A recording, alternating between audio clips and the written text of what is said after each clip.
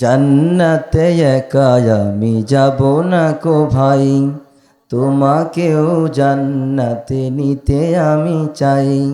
জান্নাতে একা আমি যাব না কো ভাই, তোমাকেও জান্নাতে নিতে আমি চাই। একই জান্নাতে থাকতে চাই আমরা, নাকি? দল মত নির্বিশেষে আমরা ভুলে গিয়ে আল্লাহর কোরআনের দিকে যদি আসতে পারি, তাহলে দুনিয়ায় আমাদের জন্য, আখিরাতে আমাদের জন্য আমাদের মহান রব পুরস্কার রেখে দিয়েছেন, ঠিক কিনা? আসুন, আমরা এমন একটা রাষ্ট্র তৈরি করতে চাই যে রাষ্ট্রে থাকবে না অনাচার, দুর্নীতি, কদাচার। সেখানে শুধু কায়েম হবে রাজ, কোরআনের রাজ। সেখানে মানুষ শান্তিতে থাকতে পারবে, তার ন্যায্য অধিকার ফিরে পাবে। কোনো মানুষ কোনো মানুষের পরে জুলুম করবে না, রাস্তায় চাঁদা না দেওয়ার জন্য হত্যা হবে না, কোনো বোন ধর্ষিত হবে না। যদি আমরা সেই কাজ করতে হয়, তাহলে 1 নাম্বার, সংসদ ভবনে আমাদের আল্লাহ লোক বানাতে হবে। 2 নাম্বার, এই রাষ্ট্রকে শক্তিশালী করতে হলে কর্মী সংখ্যা বৃদ্ধি করতে হবে। এমন লোককে যারা বাতিল শক্তির মোকাবেলা করতে পারবে। দোদুল্যমান মুনাফিক কখনো দাঁড়াতে পারবে না।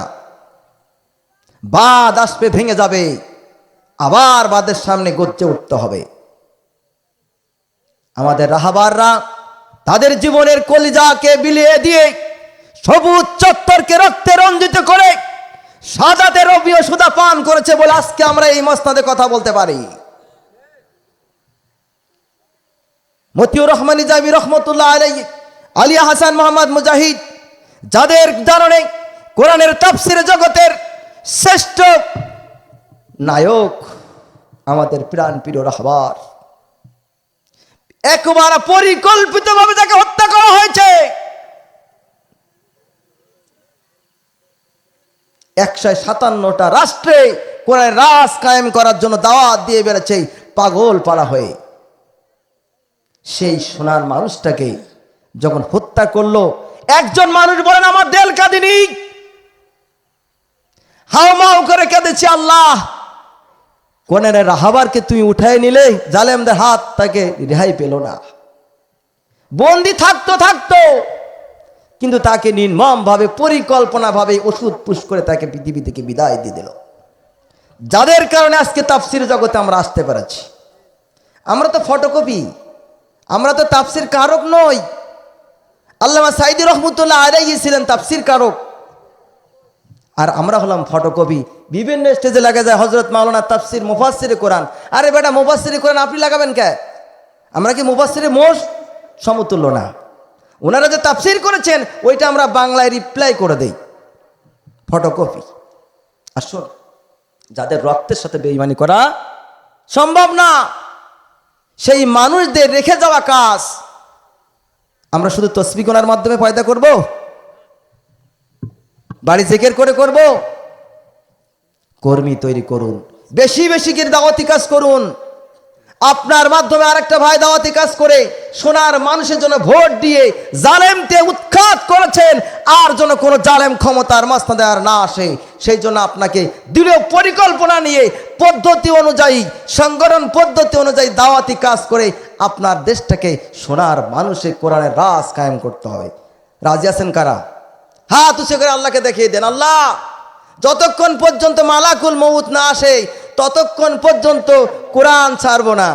কোরআনের আইন প্রতিষ্ঠা যতক্ষণ পর্যন্ত না হবে ততক্ষণ পর্যন্ত আমরা সংগ্রাম চালিয়ে যাব।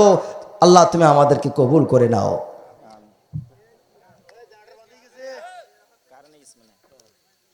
পারবো না ইনশাআল্লাহ? যদি আপনারা করেন তাহলে কি? আল্লাহ তাআলা বলছেন ইয়াগফির লাকুম, যারা ইসলামী আন্দোলন করবে, দিন সংগ্রাম কাজ করবে, আমি কয়েকটা গুণাবলী তাদের উপহার দিয়ে দিলাম, আমি রব্বুল আলামিন তাদের গুনাহকে ক্ষমা করে দেব। 1 নাম্বার কি? নিষ্পাপ আছেন কারা এখানে? নিষ্পাপ, পাপ করেননি এমন কোন আল্লাহর বান্দা আছেন নাকি? ইয়াগফির লাকুম, 1 নাম্বার আমি তাদের ক্ষমা করে দেব। জুনুবাকুম, তাদের পাপ সমূহ। ওয়ায়ুদখিলকুম, আমি প্রবেশ করো জান্নাতুন, জান্নাতে। যদি আপনার মালিক দিন কায়েম করার জন্য আপনাকে ক্ষমা করে দেন, জান্নাতে দেন, আর কিছু লাগবে? এ আর কারো কিছু লাগবে? আল্লাহু আকবার। হে আল্লাহ, তুমি আমাদেরকে ক্ষমা করে দাও, তোমার দ্বীনের জন্য আমাদেরকে কবুল করে নাও। এই আসন ইসলামী আন্দোলনের আসন, সাতক্ষীরা ইসলামী আন্দোলনের ঘাঁটি। শুধু সাতক্ষীরা করে পাগল হলে হবে না, সারা বাংলাদেশ ইসলামের ঘাঁটিতে পরিণত করতে হবে। আমরা চাই আল্লাহর জমিনে আল্লাহর রাজ কায়েম হোক। তার জন্য যদি আরো জীবন দেওয়া লাগে, প্রস্তুত আছি। আছেন না ইনশাআল্লাহ? আল্লাহ তাআলা আমাদের সকলকে কোরআনের সৈনিক, হিজবুল্লাহ হুমুল গালিব, যারা আল্লাহর দল তারা বিজয়ী, সময়ের ব্যবধান।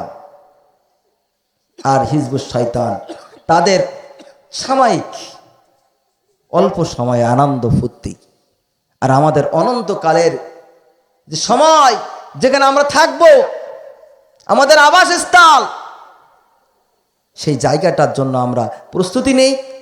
নামাজের সাথে সাথে আমরা ইসলামী আন্দোলন করব। যারা ইসলামী আন্দোলন বোঝেন না তাদেরকে ইসলামী আন্দোলন বোঝাতে হবে। ইসলামের প্রাথমিক পুঁজি আপনারা পড়বেন, কোরআন অর্থসহ বুঝে পড়বেন। কোরআন যদি অর্থসহ বুঝতে পারেন, আপনাকে কোরআন বলে দেবে যে আমি কোন পথের পথিক। فسبحان الذي لا يحصى امتنانه باللسان ولا بالقلم ونشهد أن لا إله إلا الله وحده لا شريك له ونشهد أن محمدا عبده ورسوله أعوذ بالله من الشيطان الرجيم بسم الله الرحمن الرحيم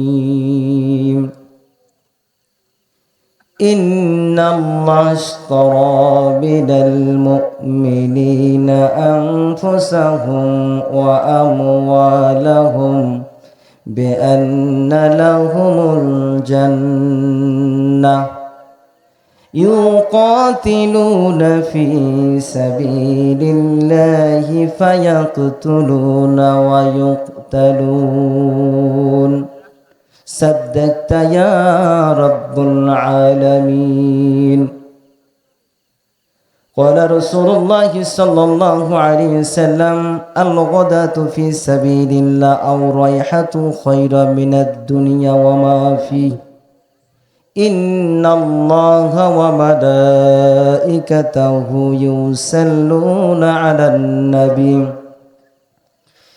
يا أيها الذين آمنوا صلوا عليه وسلموا تسليما اللهم صل على سيدنا مولانا محمد وعلى آل سيدنا مولانا محمد صلى الله عليه وسلم কৈখালী সিদ্দিকিয়া রাশেদিয়া দাখিল মাদ্রাসার উদ্যোগে আয়োজিত তাফসিরুল কোরআন মাহফিল।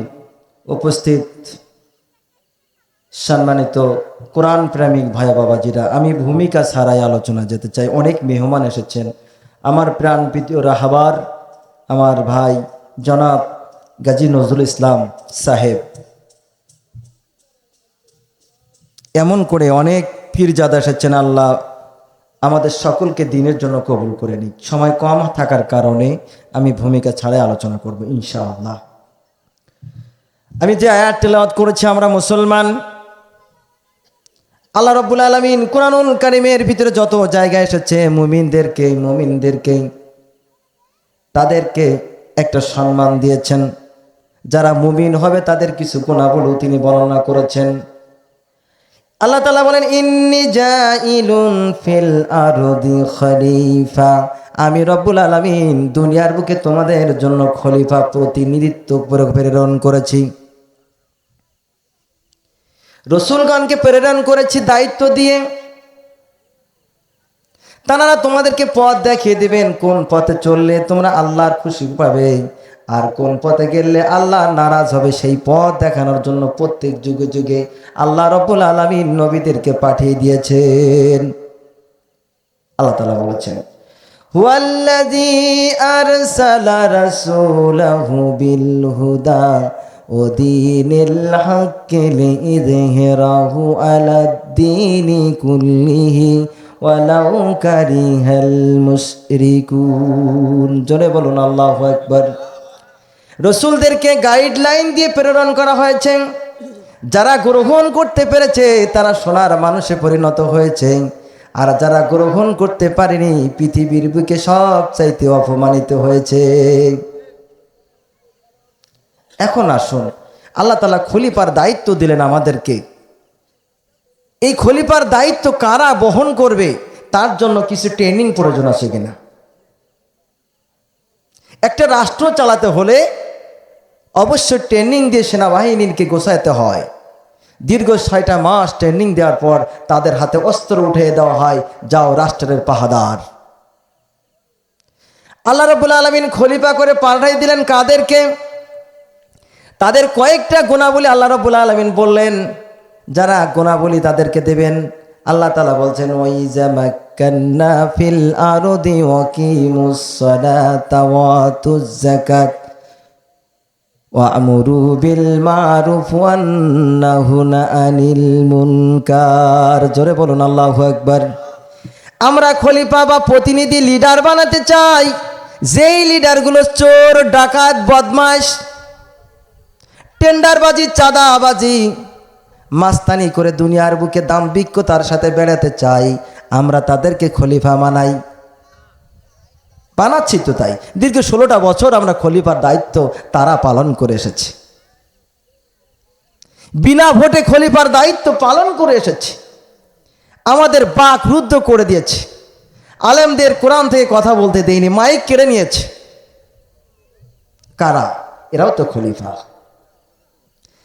আল্লাহ তাআলা রাব্বুল আলামিন কোরআনুল কারীমে 2টা দল কথা বলেছেন। কয়টা দল? পৃথিবীতে শুধুমাত্র বাংলাদেশে 86 থেকে 87টা দল আছে। জাসদ, বাসদ, আম, বাম, ডান, জামাত ইসলাম, চরমনাই, হেফাজত, বিএনপি, এরকম কতগুলা দল আছে। কিন্তু আল্লাহ রাব্বুল আলামিন এই জমিনে মানুষের জন্য 2টা দলকে করা ফরজ করে দিয়েছেন। একটা করে দিয়েছেন শয়তানের দল, আরেকটা করেছেন আল্লাহর দল। যারা শয়তানের দল করবে তারা জাহান্নামে যাবে, আর যারা আল্লাহর দল করবে আল্লাহ নিজেই বলছেন হুয়া গালিবুন, তারাই বিজয়ী। জোরে বলুন সুবহানাল্লাহ। আল্লাহ সুবহানাহু ওয়া তাআলা কোরআনুল কারীমে বলেন, ইন্নাল্লাযীনা আমানু ইউকাতিলুনা ফী সাবিলিল্লাহ। যারা সংগ্রাম করবে ঈমানদার, তারা আমার জমিনে, আমার রাষ্ট্রে, আমার খলিফার দায়িত্ব পালন করবে। আমার দ্বীনের কথা বলার জন্য তারা চেষ্টা করবে কিভাবে আমার কোরআনের রাজ কায়েম হয়ে যায়, সেই জন্য তারা জান প্রাণ দিয়ে ময়দানে কাজ করবে। এতে জীবন বাঁচি রেখে মৃত্যুকে পরোয়া না করে কি করে আমার কলেমাকে পৃথিবীর জমিনে বাস্তবায়ন করা যায়, এই জন্য তারা চেষ্টা করবে। আর তাগুতি শক্তি কিভাবে চেষ্টা করবে আল্লাহর কোরআনকে মাটির সাথে নিভিয়ে দেওয়া যায়। আপনারা কোন দলের লোক? আল্লাহর দলের লোক কি শয়তানের দলের লোক? আপনারা ভালো রকমই জানেন যখন ভোট আসে, ঠিক কিনা? যাই হোক, আপনারা ভুলে গিয়েছেন দীর্ঘ 16 বছর ভোট দিতে পারেন না, তো এজন্য ভুলে গিয়েছেন ভোট একটা যুদ্ধ। বিশ্বনবী সাল্লাল্লাহু আলাইহি ওয়াসাল্লামের খলিফার দায়িত্ব নিয়ে প্রত্যেক নবীকে আল্লাহ তাআলা প্রেরণ করেছেন, এক একটা সময় এক একটা যুগে প্রেরণ করেছেন দাওয়াত দেওয়ার জন্য। আর এই দাওয়াতটা ছিল প্রত্যেকের আল্লাহর হুকুম আইন জমিনে চালু করার জন্য। সম্মানিত মুসল্লি কেরাম, সময় মনে হয় সংক্ষিপ্ত, অল্প সময়। আমি আপনাদের কাছে যে দাওয়াতটা নিতে এসেছি, আপনি আমি মুসলমান, কোন মুসলমান ধর্ম নিরপেক্ষ মতবাদে বিশ্বাসী করতে পারে না, পারবে না। যদি সে করে, সে শয়তানের দল। আর যদি আল্লাহ আল্লাহ রাজ কায়েম করার চেষ্টা করে তাহলে সে আল্লাহর দল। আপনি একটা দেহ আর একটা রুহু কখনো একছিন্ন করে মানুষ হতে পারবেন না। কোরআনের সাথে রাজনীতির সম্পর্ক কেমন সম্পর্ক? কামিসলি। এই কোরআনের সাথে রাজনীতির সম্পর্ক আছে কিনা?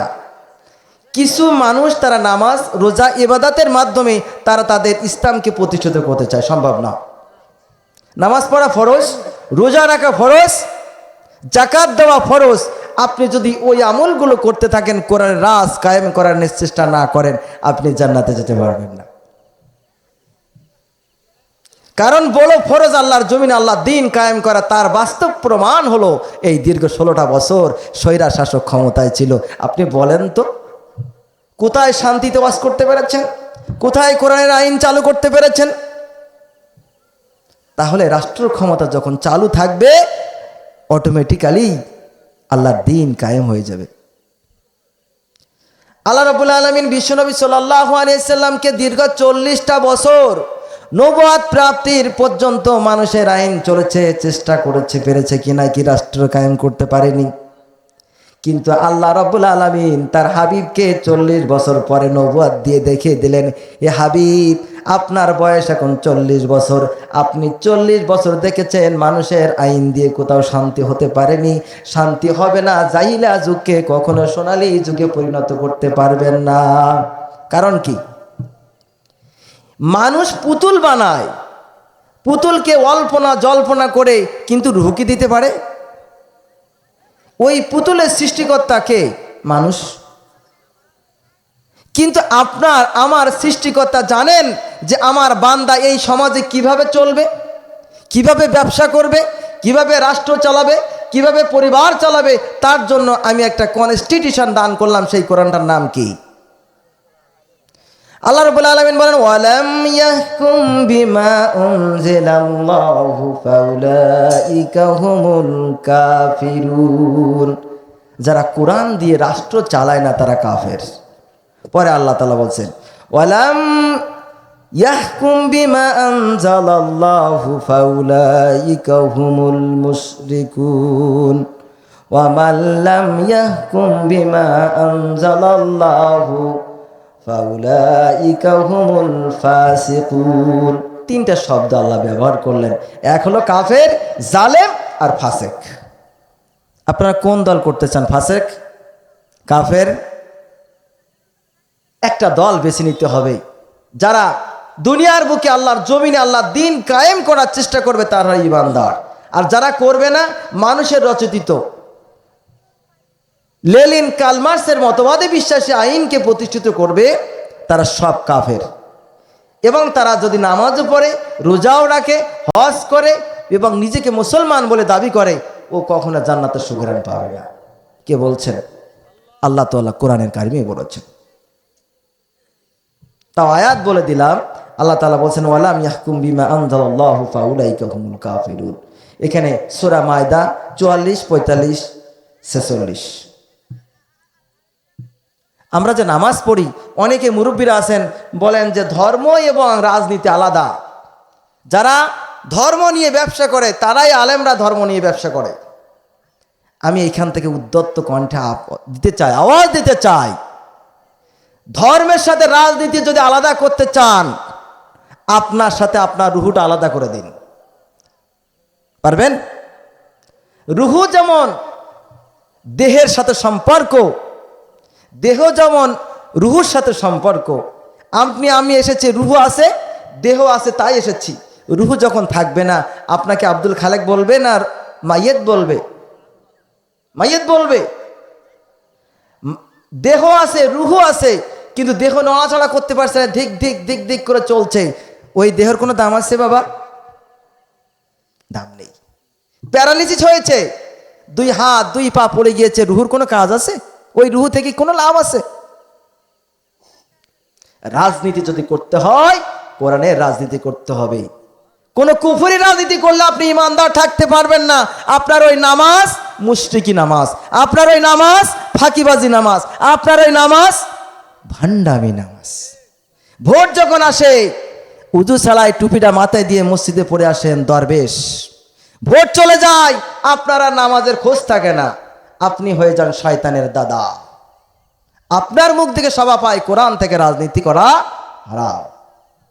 প্রকৃতি কোন আলেম যারা কোরআনের মুসল্লিম তারা কখনোই কোরআনের রাজনীতির সাথে আর রাষ্ট্রের আলাদা করতে পারবে না, ঈমান থাকবে না। এইটা করে গিয়েছে দীর্ঘ 16টা বছর। আজ আলেমরা সজাগ হয়েছে, ইমানদাররা সজাগ হয়েছে। প্রতি যুগে যুগে ফাসাব্বা আলাইহি রাব্বুকা সাওতা আযাব, যারা কোরআনের সাথে দুশমনি করেছে, আলেমদের সাথে দুশমনি করেছে, আল্লাহর নবীদের সাথে দুশমনি করেছে, আল্লাহ রাব্বুল আলামিন কিন্তু ছেড়ে দেন নাই। ফেরাউনকে কোথায় দিয়েছে? চুপায়ে চুপায়ে শুটকি করে রেখে দিয়েছে। নমরুদকে রেখে দিয়েছে, হামানকে বিদায় করে দিয়েছে, সাদ্দাতকে বিদায় করে দিয়েছে। 36 জুলাই বাংলার ইবলিসকে দিল্লিতে প্রেরণ করতে বাধ্য হয়েছে।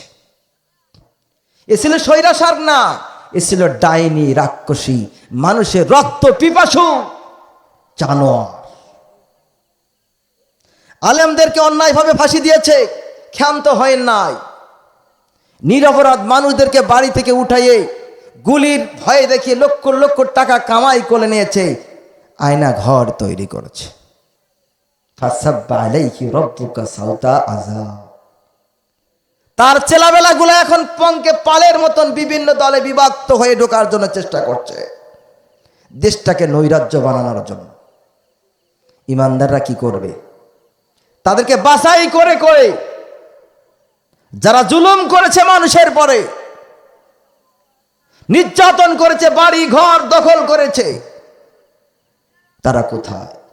আল্লাহ তাআলা কোরআন পাকে বলেছে যে তাদের এমন একটা সময় আসবে, তাদের বাড়ি ঘর সব ফেলিয়ে তারা চলে যাবে। আল্লাহ বলছেন, আমি না, সূরা নমলে চমৎকার ভাবে আল্লাহ বলে দিলেন তারা কিছুই থাকতে পারবে না, সব ছেড়ে চলে যাবে। কারণ তারা জুলুম করেছে ইমানদারদের সাথে, জুলুম করেছে আল্লাহর কোরআনের সাথে।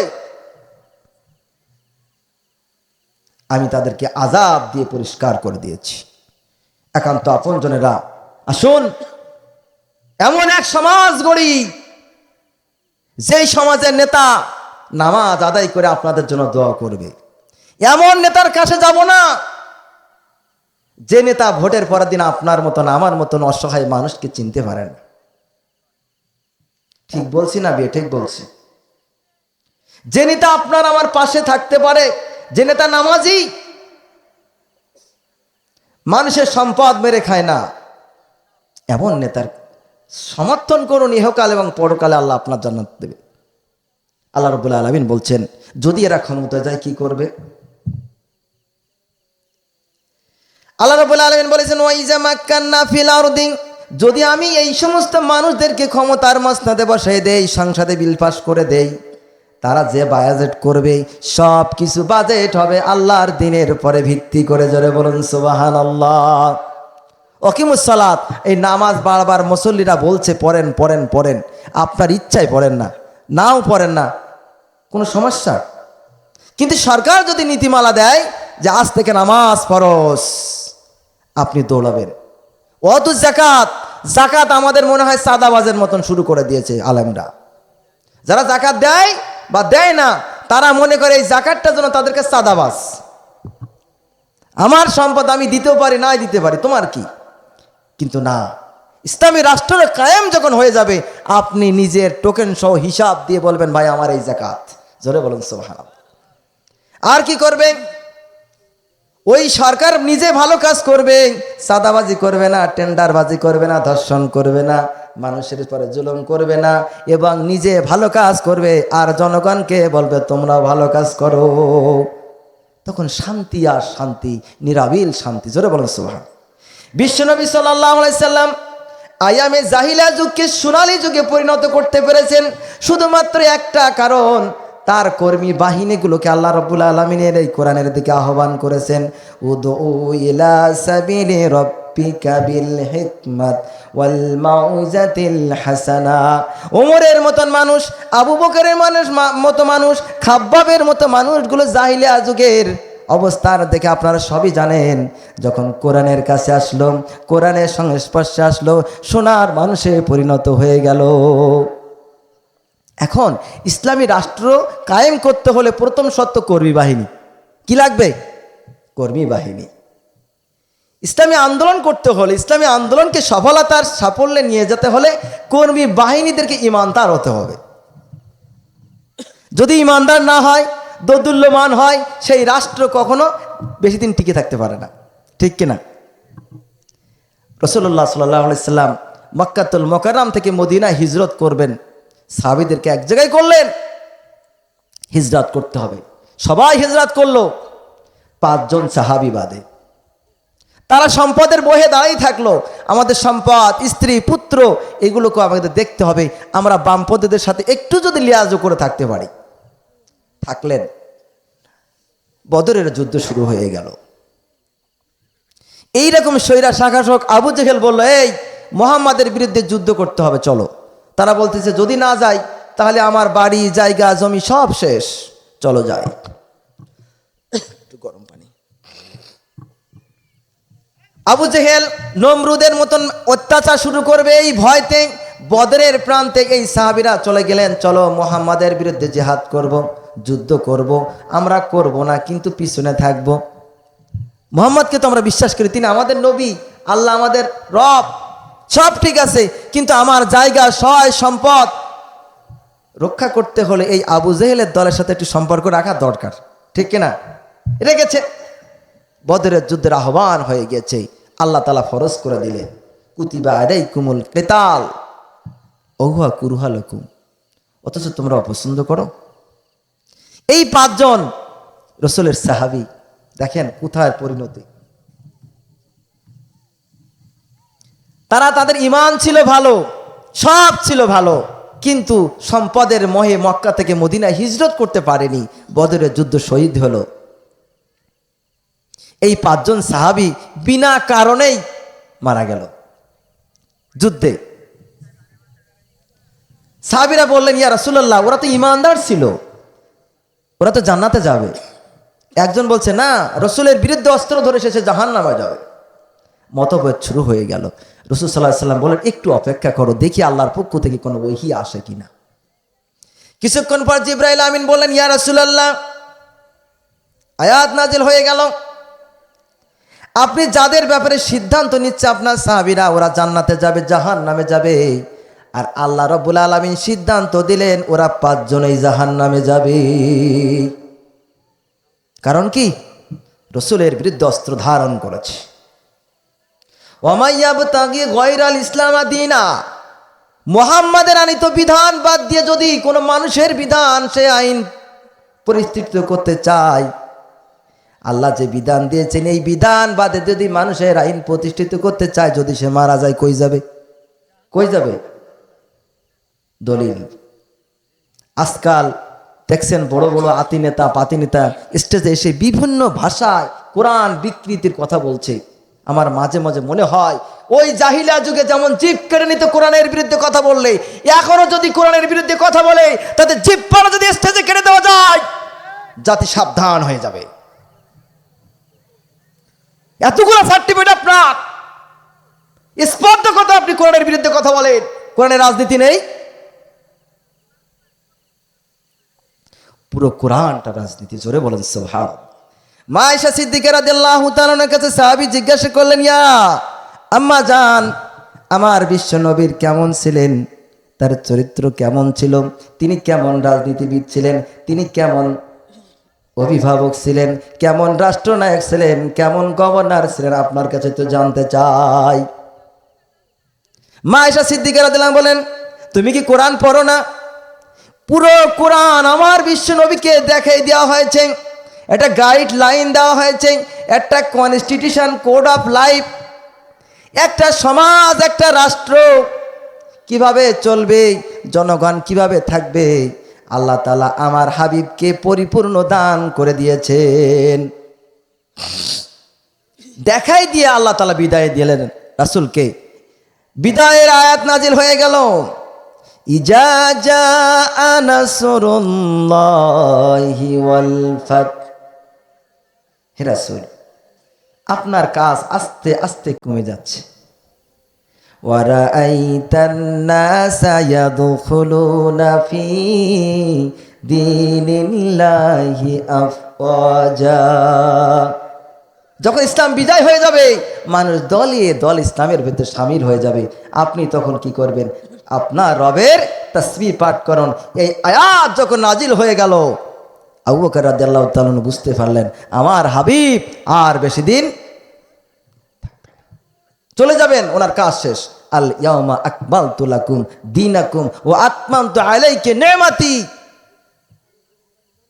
হে রাসূল, আমি আপনাকে পুরো কমপ্লিট কোড করে পাঠিয়ে দিয়েছি, আপনার কাজ শেষ, এবার আপনি আমার কাছে চলে আসুন। জোরে বলুন সুবহানাল্লাহ। তার কিছুদিন পর আমার বিশ্বনবী সাল্লাল্লাহু আলাইহি সাল্লাম আল্লাহ তাআলার ডাকে চলে গেলেন। আপনি কেমনে বলেন কোরআনের রাজনীতি নেই? যদি কোরআনের রাজ কায়েম হয়ে যায়, আপনার মদ খাওয়া হবে না, আপনার টেন্ডারবাজি হবে না, আপনার চাঁদাবাজি বন্ধ হয়ে যাবে, দোকানে চাঁদা তোলতা বন্ধ হয়ে যাবে। কারণ আল্লাহ রাব্বুল আলামিন বলেছেন, ডাকাতকে হত্যা করো, চাঁদাবাজিকে হত্যা করো। ওই আইন যদি চালু হয়ে যায়, আপনার ব্যবসা বন্ধ হয়ে যাবে। তাই আপনি বলেন কোরআনের রাজনীতি নেই, ঠিক কিনা বাবা? আসুন, আপনার রব এক, আমার রব কি এক? আপনারও যে রব আমারও সেই রব, আমারও যে কোরআন আপনারও সেই কোরআন। আপনি পরকাল বিশ্বাস করেন, আমিও পরকাল বিশ্বাস করি। সব মতভেদকে ভাগ করে আমরা একমাত্র কোরআনের দিকে আসি। তাহলেই শান্তি, তাহলেই মুক্তি। তাছাড়া আপনি মুক্তি পাবেন না, শান্তি আসতে পারে না। মানুষের রচিত মতবাদ দিয়ে কখনো শান্তি আসতে পারে না।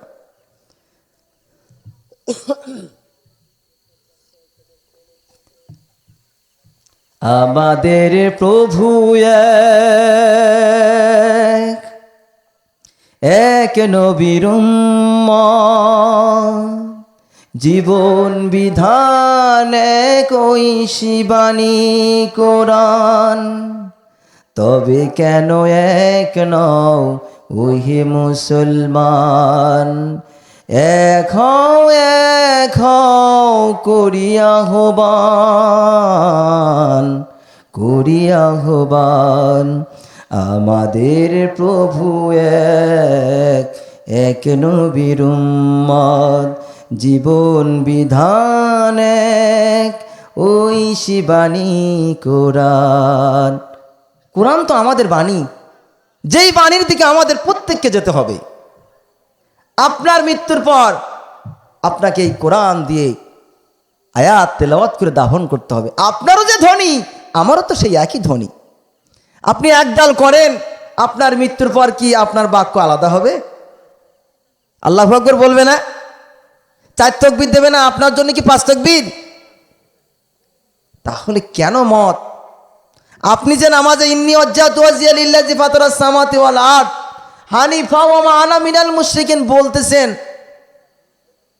আবার বাইরে এসে আল্লাহর সাথে মুশরিকি করতেছেন। নামাজে দোয়া পড়েন না কে কে? জামাতের লোক পড়ে, বিএনপির লোক পড়ে, জাতীয় পার্টির লোক পড়ে, সব দলের লোক পড়ে। মুসলমান বললেই তো পড়া লাগবে নাকি বাবা? ইন্নী ওয়াজ্জাহতু, হে আল্লাহ, আমার চেহারা তোমার কেবলার দিকে দিলাম। আর আমি মুশরিকদের অন্তর্ভুক্ত নই। আপনি যে মানুষের রচিত মতবাদকে বিশ্বাস করতেন, আপনি তো মুশরিক। তাহলে আমাদের আলোচনার বিষয় হলো, 1 নাম্বার আলোচনা, আল্লাহর রাজ আল্লাহর জমিনে কায়েম করার চেষ্টা করতে হবে। এটা ফরজ, নামাজের চাইতে ফরজ। 2 নাম্বার, কর্মী বাহিনী তৈরি করতে হবে। যদি কর্মীদেরকে সুপ্রশিক্ষণ না দিতে পারেন, কোরআনের জ্ঞান না দিতে পারেন, কোরআন যদি অর্থ সহ বুঝতে পারেন, আপনাকে কোরআন বলে দেবে যে আমি কোন পথের পথিক। আল্লাহ তাআলা আমাদের সকলকে কোরআনের পথে চলে কোরআনের রাজ কায়েম করে যেন আমরা আমাদের 3.5 হাত ছোট্ট জায়গায় বাগান বানাতে পারি। আল্লাহ সুবহানাহু ওয়া তাআলা আমাদের সেই তৌফিক দান করুক। ওয়া আখিরি দাওয়ানা আনিল হামদুলিল্লাহি রাব্বিল আলামিন। আসসালামু আলাইকুম ওয়া রাহমাতুল্লাহি তাআলা ওয়া বারাকাতুহু।